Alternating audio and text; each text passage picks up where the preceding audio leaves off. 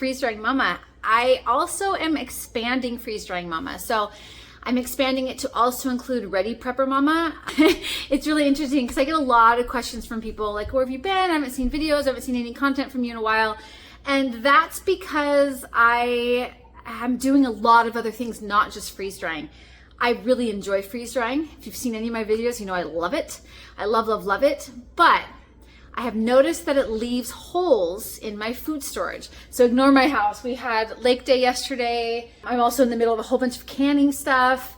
Just a lot. There's a lot going on.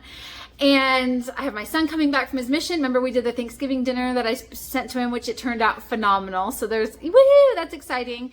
So I just am trying to get like things back into, because I'm going through canning right now in Missouri. It's great.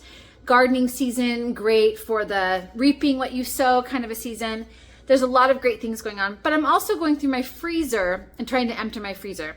I have elk roast from 2019. And if you know anything about elk roast or any meat that you freeze, you don't want to freeze it for longer than about 4 to 5 years. I mean, you're really pushing it at 5 years. And I'm right there. So rather than lose that elk meat, which we love, I'm actually going to be canning it. That's coming up in a different video. But I did want to explain a little bit about what I've been doing, where I've been at, and why you have been missing my lovely face. So I have been really getting into canning a lot more since I've moved down to Missouri. They have 2 growing seasons, one in the spring and one in the summer, one in the late summer to fall. And it's terrific. I've talked about this before. I've talked about this on my blog posts. The growing seasons down here really make it feasible to do food storage and to be more self-reliant in that regard. However, we've been so immersed in fixing our living space on the inside so that it's livable versus working outside. So my son has been doing gardening, which has been amazing. I'll include some pictures in the post that I do with this. The growing season is great here, just suffice it to say, and the humidity here is lovely. It's great for plants, great for that growing that you need. Okay, and our compost is awesome too. But one thing that I did do that I have noticed here, so I have an induction stovetop, and I show it, but it's really messy because everybody in my kitchen cooks, not just me. So it's all my kids and husband and everybody cooks. So it's a little messy. I have an induction stovetop, and number one, it's not conducive to canning on because you have to have a specific metal that it will work with, number one. Number two, I don't like canning on glass top stoves. There's a lot of danger there. On my last house, I actually had bought an extra stovetop to kind of have like a storage for it because I had cracked the previous one canning on it.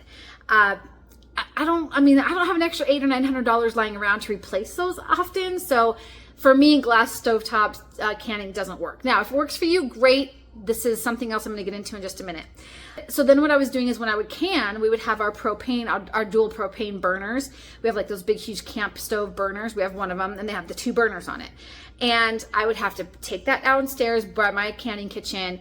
And it was a lot of work. Like it was a lot of work. And I would have to block out an entire day into the night to can. And I don't have the time for that. So I've been looking and then I actually found, I think it's Presto. It's a Presto digital pressure canner. So, and I'll get into that maybe in a different one, but this has actually opened up how I am actually able to can. I can jars and jars every day, leftovers, things that I'm trying to clean out of my freezer. It's a lot more feasible. And again, I'll get into a whole review of it, why I like it, what I would change about it if it was me, and so on. I just really wanted to get back in and tell you guys hi.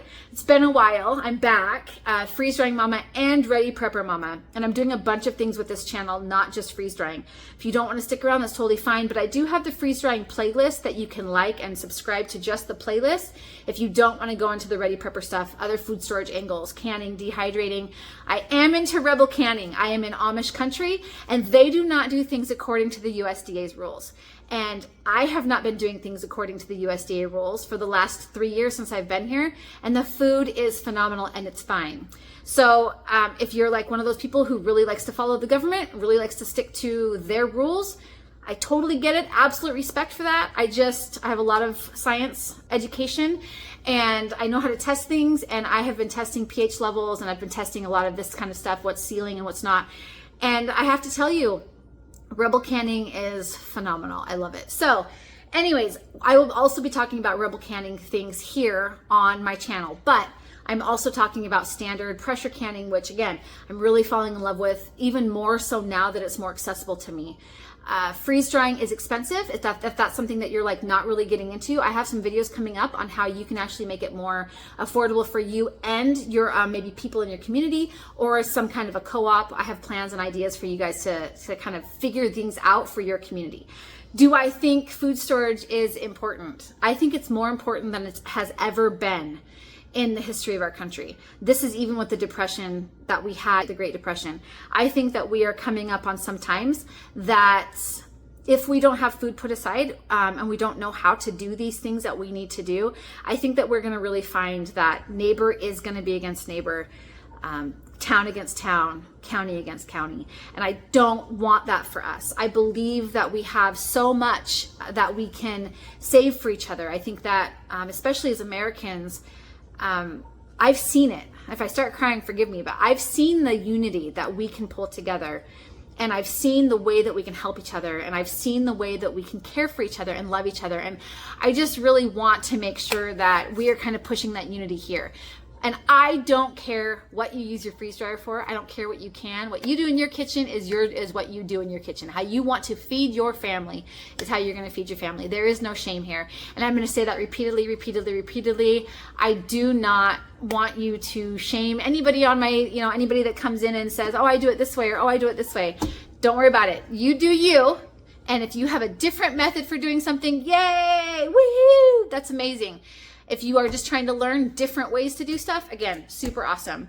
I'm actually going to end this. I just wanted to say, hey guys, I'm back, and things are going to start ramping up some more here at Freeze Drying Mama and Ready Prepper Mama. And if you have any questions, please let me know. But for the next few videos, I'm going to be hitting up some canning things that I'm going to be canning because I am, like I said, cleaning up my freezer, and then I am going to be rotating through my Freeze Drying Mama storage, and I'm going to teach you how to test your stuff, and I'm going to teach you how to replenish the things that you need to. Okay, so if you have any questions, guys, put it in the comments, hit like and subscribe, and I'm so glad to be back, and I hope that we have some fun things to talk about. Thanks.